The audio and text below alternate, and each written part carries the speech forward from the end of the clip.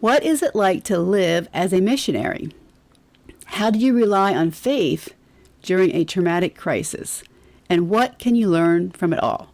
Hello and welcome to Love and Encouragement to Live By. I'm Tammy Thompson, a Christian author under the pen name of T.S. Thompson. And I'm Heather Dodson, founder of Your Christian Coach.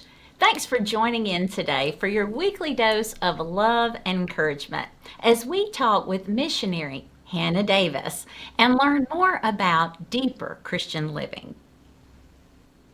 Yes, and I am so excited today to be able to introduce our guest, Hannah Davis. Now, Hannah and her husband are both missionaries, and they have 5 beautiful children. I extended an invitation for Hannah to come onto the show because as a sister in Christ, I believe that she has much love and encouragement to be able to offer those listening in today. And I'm also blessed to be her neighbor. So Hannah, welcome to the show. Thank you. It's great to be here with you. Thanks for joining us today, Hannah. I can't wait to learn more about your efforts for God's kingdom here on earth. Please tell us more about how you and your husband were called into the mission field. Sure. Yeah, absolutely. Well, it kind of was a process. We both have seen a lot of brokenness in and around and just in the areas that we've grown up with and the people that we've known. And God just has continued to just kind of waken in us, even since young children, just the desire to be able to dedicate our lives to sharing the gospel with people and providing them the hope that they so desperately need. When I was 5, I was convinced that I was going to be a missionary to China, but the Lord has continued to evolve that. In fact, when we both first met, we were both convinced that neither of us were going to get married. And we were not attracted to each other at all. And it was actually through ministering to a heroin addict together that we really just kind of, our friendship just began. And it really became kind of just love growing softly. It also helped when I gave him a haircut.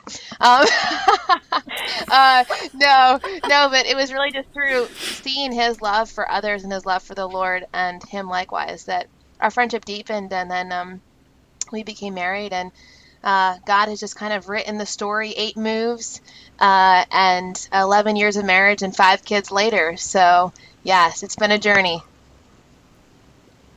Wow, that's awesome. Yeah, especially you thought originally, because that leads me into my next question. You felt like you were led to go to China, and that's, I think, with most people, when they imagine what it's like to be a missionary, they think of people going to like Africa or going to China or someplace. But you were called here. That was a direct calling that you felt called to minister to people here. And so can you kind of tell us a little bit what it's like to actually live as a missionary, what it's like, your day-to-day stuff, what it's, I know you mentioned one time you had like 10 churches that you have to, it's a lot. I mean, I don't think people realize what's involved in the life of a ministry. Sure. Thank you. Yeah, absolutely. And there's definitely such important work to do overseas. Stephen spent missions work in lots of different parts of Europe and Australia at different times. I was able to spend 8 weeks in New Zealand. There's definitely importance to that, but I know God continued to just keep bringing us back to our own country. I think more and more there is just a need for the gospel to be proclaimed and people to not just to be evangelized, but also discipled in that. And a lot of times the greatest type of church planting that can be done in other countries is when people go and bring the gospel to those people who are there that know the culture, know the language, and as they get raised up to be pastors, they can begin to further the ministry there. And the neat thing is that we already know the culture, we already know the language of our own land, and it's so critical right now to bring the gospel to our country. Kind of a 4-fold things that we do. We basically, I'll just touch on those really briefly. So we do a lot of proclaiming how believers can effectively be able to reach their communities with the gospel. So yes, that's working with a lot of churches. We work very closely with 11 churches right now, often weekly basis. So it's a lot of connections and working with those people and helping lead and raise up workers and those kind of things. So a lot of proclaiming. And then my husband does work also working to help with the whole state of Maryland and training those people, which kind of goes to the next part is not just proclaiming, but also equipping. So equipping and training and sending believers and how they can better be equipped to share the gospel. I know that a lot of times I see that young people don't know the reason by what they believe. They don't know the reasons behind it. They can't give an answer. And even people who are very founded and grounded in the Lord, if someone were to say, "Hey, what do you believe? I'll sit down with you for 15 minutes, share from God's word how to become a Christian," a lot of people would feel very stuck. So being able to equip and train and send out believers, we work with young people from middle school all the way through 99, whoever wants to be able to be used for the gospel. Then also we ourselves evangelize, disciple, and establish. So the goal is to be able to equip the local church to be able to go into their local community and bring those local families and children the gospel, and then bring them into their church, discipling them and establishing them in a Christian walk. And then finally, my husband also does a lot of designing and editing and producing things, both for CEF locally, but also for CEF around our country and even different parts of the world. Just one of his most recent projects was actually being able to work with producing an ASL project where being able to train deaf people how to be able to share their faith through a several video part series. So anyways, it's kind of all those things and everything, all the subcategories behind it. So it is, it's exciting and very busy. So. Wow, that does sound busy. I know you're always busy. I mean, you live right behind me. You know, you're constantly going, constantly having people coming in and out, and it's like, yeah, you probably not a whole lot of downtime to rest. But I also know that I've seen from what I've witnessed, of being your neighbor, and in I've been to some of the churches and stuff. We go to some of the same churches, and that you have a real heart for children. You know, to be able to share the love of the gospel with children. And I know you've shared a lot of stories with some of the children that you've been able to help, and it's just heartbreaking how these kids are in such difficult situations. They don't know who Jesus is. They don't have hope, you know, and how to deal with the tragedies and the stuff in their lives. And so I remember when you guys started up the Good News Club, that took a long time. I remember you talking about trying to get that into the school system. So, and I think it's been a great blessing and opportunity. So, Hannah, can you just share for those listening what the Good News Club is? Absolutely, yeah. So we are just a tiny drop in the bucket of a much, much bigger thing that the Lord is doing. Basically, a news club is underneath the umbrella of the ministry called Child Evangelism Fellowship. And CEF is what is also known as, is a worldwide organization. It's actually the largest children's ministry in the world.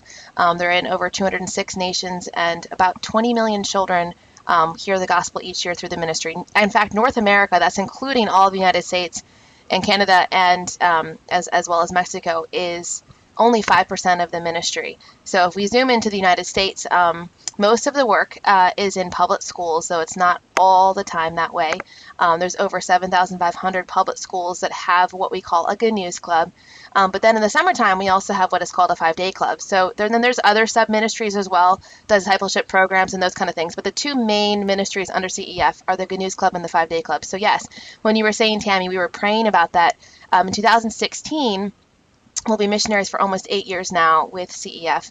In 2016, we were given Carroll County, and when that happened, there was one church and 2 schools, and so we were really just praying for the Lord to open up new areas and new ministry opportunities. So absolutely, most of the school year involves working with after-school programs. So in 2001, the Supreme Court ruled, CEF went all the way up to the Supreme Court. People said, we don't like this program. We don't like that you talk about Jesus and such. And praise God that ruling was favorable. So the Supreme Court said that if any school has an after-school program, that they have any type of program with kids after school that they cannot discriminate against Good News Club.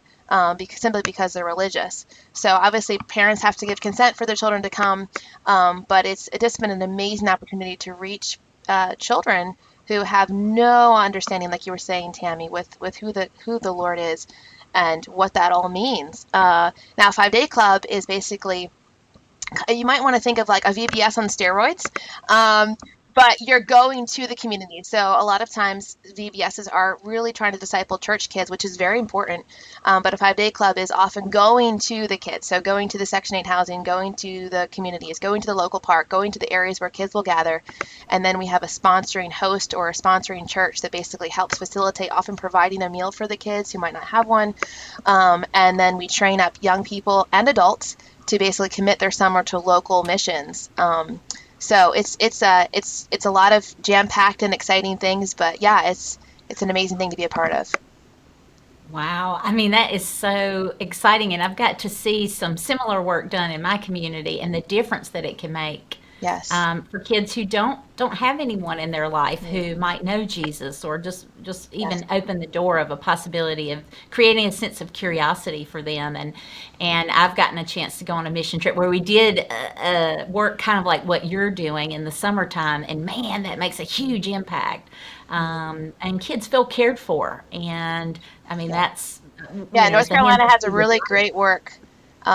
They have a really great work with CEF North Carolina. So Yeah, absolutely. yeah, we just so powerful, so Hmm. powerful. Hmm. And as I'm thinking about this and all of the efforts that you've just described, and of course, thinking about the last 12 months of living anywhere in the world, I'm really curious, how did COVID and the lockdowns impact your Good News Club? Yeah, that's a great question. Yes, it definitely did. All the schools closed, so that's a big problem. And yet people still need to hear the gospel. So basically, we met with each of our teams. Right now, we have 16 in our local area. There's over 120 in Maryland. But we started meeting with them and just saying, okay, how do you want to do this? And then customizing it for really what their vision and how the Lord led them. So some of the teams committed to say, hey, we're going to actually go physically to each of these people's houses with goodie bags and just trying to connect and pray with these families. Others said, hey, we are going to find another location. So whether it was a dance studio, whether it was local community center, whether it was actually their own church, and basically revamping the whole program to be able to work with COVID guidelines and be able to minister to these families.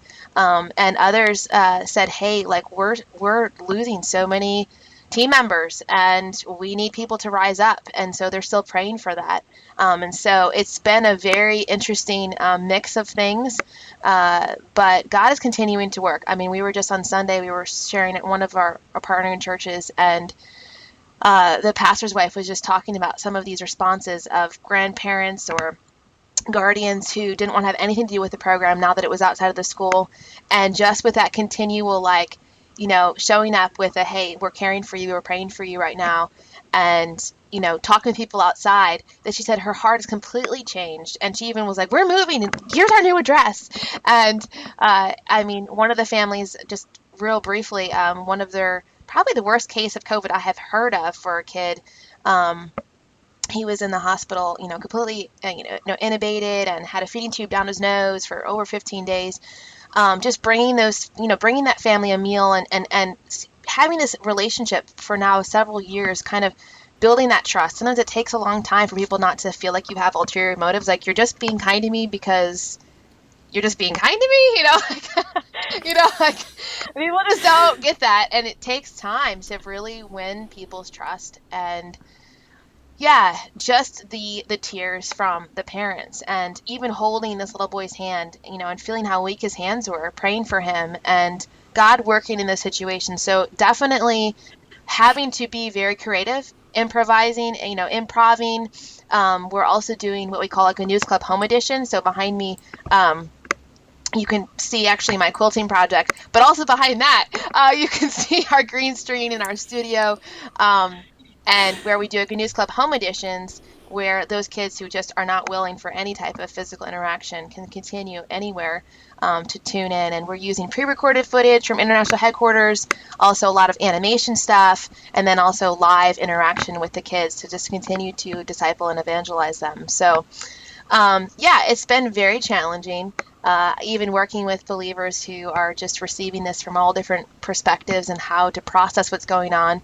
But the gospel must continue to go forth. And so, whatever that means and whatever that journey means, we're going to walk through those doors. So, yep.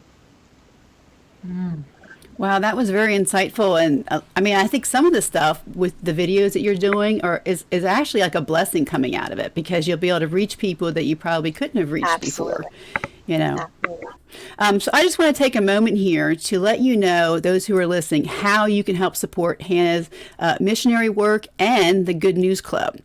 There are several ways that you can help support this wonderful program. All of those information will be in the show notes with links to make it easy for you.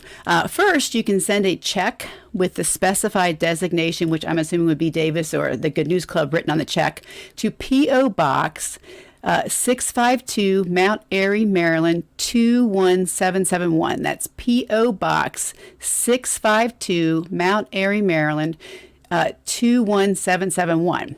Or you can text CEFCC, that's CEFCC, to pound 77977. Again, that's pound 77977. And this will take you to a secure push account where you can sign in and you can make a one-time donation or a reoccurring gift.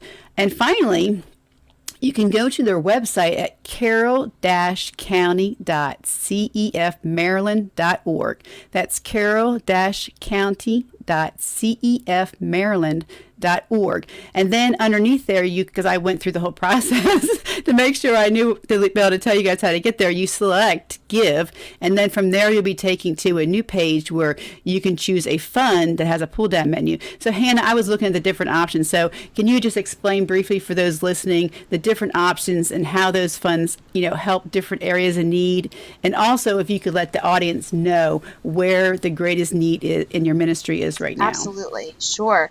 Yeah. So there, when you pull that down, there is general ministry. So that's going to be basically wherever the needs are needed. And then there's the Davis ministry account. So that's specific for the parts of our family. So obviously our family's doing it, but we're also overseeing and making sure all of the teams and all the people are having the needs that they need met. So every cause is very important. Then there's also, you could choose Good News Club ministry if you want it specifically to go towards the school year ministry.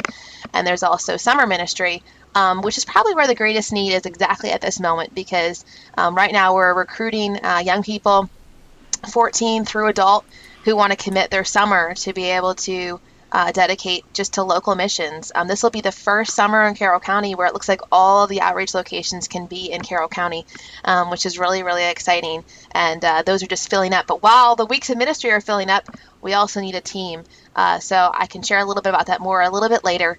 But just to sponsor an intern, we offer both volunteer and paid positions. We're also trying to raise funds to be able to get a snow cone machine and pop-up tents that are needed and other materials just for the games and the prizes and all those things that comes with just ministering to kids in need. So absolutely. Hopefully that's a description of what you need, but No, that's great. And it actually just brought up a point I didn't pre-think of before our interview, was if people want to get involved, not just be able to financially help and support you, what is the best way for them to reach out to you if they want to get involved in their local community, join, like you said, you need volunteers. If there's, maybe they have a tent they can loan. What is the best way? Is there like an email they can reach you at? Absolutely, yes. And so wherever you really are in the country, CEF has established work in every state of the United States, and almost everyone except North Korea